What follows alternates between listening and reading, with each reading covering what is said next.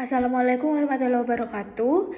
Saya Fitria Zenia Rambe dengan NPM 20082611009. Di sini saya akan mempresentasikan remedial blog saya, yaitu pada blog Growth and Development, yaitu yang berjudul Sindroma Geriatri pada isi presentasi saya.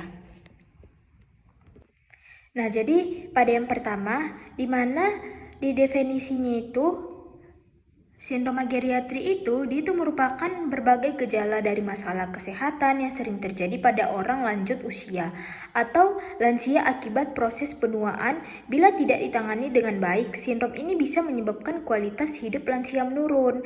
Nah, tujuannya apa? Tujuannya itu untuk mempertahankan derajat status fungsional pasien agar tetap pada taraf yang optimal. Nah, kemudian untuk aktivitasnya itu seperti ada aktivitas psikososial, program nutrisi, rehabilitasi medik, dan latihan jasmani. Nah, pada faktor resiko, di mana di faktor resikonya itu seperti ada kondisi lingkungan, faktor genetik, kondisi fisik maupun psikologis, dan status sosial. Nah, untuk komplikasinya dia itu ada kelainan tulang atau patah tulang, kemudian ulkus dekubitus, dan jatuh, dan pneumonia ataupun ISK. Nah, lalu untuk pelayanan P3G di RS dan Puskesmas, dia itu mendapatkan keterpaduan dalam tata laksana geriatri sehingga tata laksana itu menjadi efektif dan efisien. Nah, ada juga ruang kegiatan lanjut usia di mana dia itu tujuannya itu untuk memberikan pelayanan pada lansia, ketergantungan berat atau total, lalu kesulitan secara teknis ke puskesmas, di mana dia itu seperti untuk pencegahannya itu dia itu memperhatikan gizi atau konsumsi lansia, kemudian dalam menjaga mutu gigi, lalu meningkatkan kualitas udara yang baik kepada lansia, kemudian mengurangi cedera, meningkatkan keamanan lingkungan pada seorang lansia. Nah, beberapa macam gangguan kesehatan pada lansia yang tergolong ke dalam sindrom geriatri, dia itu ada seperti osteoporosis, delirium, gangguan keseimbangan dan mudah terjatuh, kemudian inkontinensia urin dan tinja, lalu gangguan psikologis, sama demensia dan adanya gangguan tidur.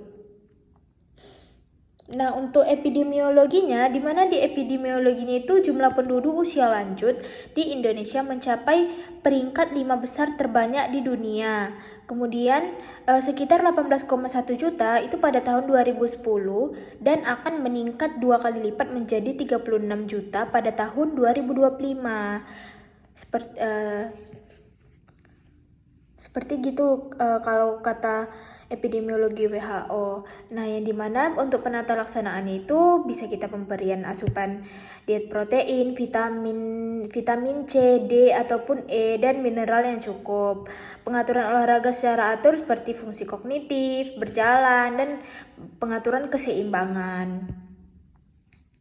Nah, untuk perubahan akibat proses penuaannya itu, dia itu ada susunannya, yaitu ada susunan saraf, imun, kardio, sistem muskulo, sama pendengaran, saluran cerna, sistem respirasi, ginjal, mata, ataupun baik dari perubahan endokrin.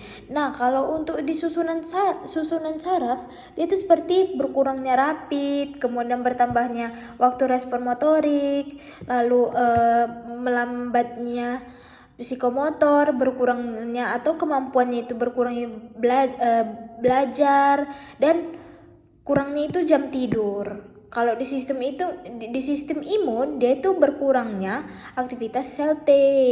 Kalau di kardio itu bisa berkurangnya curah jantung saat aktivitas. Kalau dia sistem muskuloskeletal itu bisa baik pada gangguan sistem otot atau tulang. Nah, pada endokrin itu penurunan sistem imun. Kemudian untuk pendengaran, saluran cerna, sistem respirasi, dan ginjal ataupun mata. Baik, mungkin cukup sekian yang bisa saya jelaskan pada blog tumbang ini dengan yang berjudul Sindrom Geriatri. Dimana saya kalau ada kesalahan saya mohon maaf, kepada Allah saya mohon ampun. Saya tutup. Wabillahi taufik wal hidayah. Wassalamualaikum warahmatullahi wabarakatuh.